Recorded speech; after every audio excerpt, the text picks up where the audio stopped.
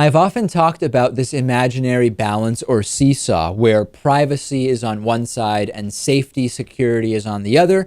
And as privacy goes down, security goes up. And as privacy goes up, security presumably goes down. I don't completely agree with that. And we've seen that when we ask the NSA, for example, well, how much have you actually been able to conclusively prevent crime from happening as a result of the bulk spying? And we hear, well, basically they haven't really at all, or at least can't point to any examples.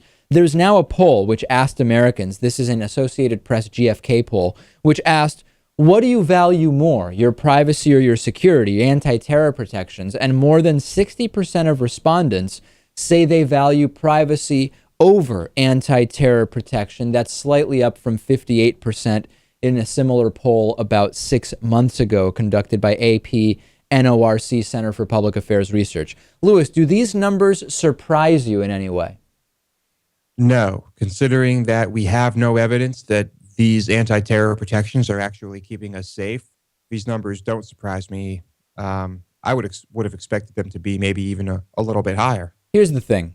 These numbers swing drastically depending how recent in people's minds is the latest big terror attack. There is absolutely no question, and we know this when we look at the ease with which the Patriot Act was passed after 9/11.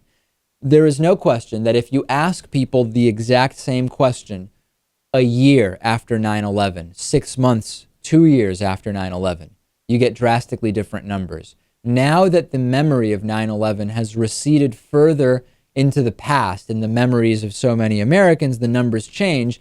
So the question then is, when do you get the most relevant findings?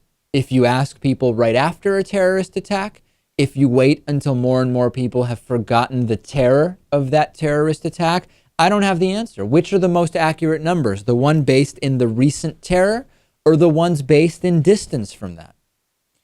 Well, I don't think we should be using either of those numbers then if it's just based on someone's perception of an attack. Well, my question is not which opinion should the policy be based on, but rather which opinion should we even consider the actual opinion of the country?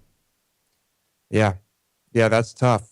I mean, I would say not the opinion of those directly after an attack, because I don't know, you're in a state of fear and confusion just by default. I mean, I think if you have time to clear your head, maybe that's the opinion that we should go with. Yeah, I'd be curious what people think about this. When is one's view on the privacy security seesaw, as it may be called, most valid, most valuable? I'm curious to see what the audience says.